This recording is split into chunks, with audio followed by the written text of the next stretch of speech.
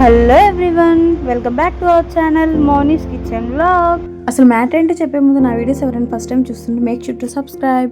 నా వీడియోస్ అయితే చూస్తున్నారు కానీ సబ్స్క్రైబ్ చేసుకోకుండా చూస్తున్నారండి. ప్లీజ్ సబ్స్క్రైబ్ చేసుకొని చూడండి.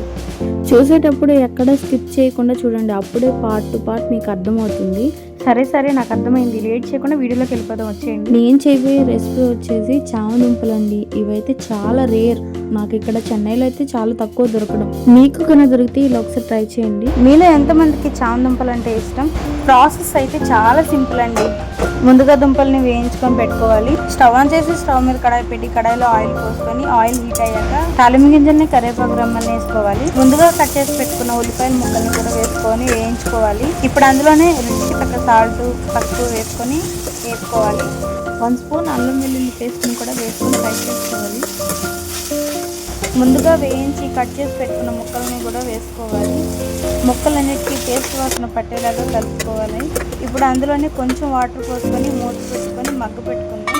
ఇప్పుడు 2 మినిట్స్ తర్వాత మూత తీసాక బాగా కలుపుకోవాలి. కట్ చేసి పెట్టుకున్న టమాటా ముక్కల్ని కూడా అందులోనే వేసుకొని కలుపుకుందాం. టమాటా కూడా మగ్గాక ఇప్పుడు అందులోనే కారం, కొంచెం గరం మసాలా మొత్తం బాగా కలుపుకోవాలి. ఇప్పుడు ముందుగా నానబెట్టుకున్న చింతపండు రసాన్ని కూడా మొత్తం వేసుకోవాలి. ఉప్పు, కారం, చింతపండు మొత్తం అంతా ముక్కలకి పట్టేలాగా కలుపుకోవాలండి. లాస్ట్ బట్ నాట్ లీస్ట్ కొత్తిమీర అండి, దించుకొని సర్వ్ చేసుకోవడమే. అంతే, సో సింపుల్ అండ్ టేస్టీ చామదుంపల పులుసు అయితే రెడీ అండి. అందులోకి కాంబినేషన్ ఆమ్లెట్ వేసుకుంటే సూపర్ అంటే సూపర్ ఉంటుంది. ఇలా ఒకసారి ట్రై చేసి ఎలా వచ్చిందో కామెంట్ సెక్షన్లో కామెంట్ చేయండి. తప్పకుండా నా ఛానల్ని సబ్స్క్రైబ్ చేసుకోండి. ఇలాంటి మరెన్నో వీడియోస్ చూడడానికి స్టే ట్యూన్డ్ గాయ్స్.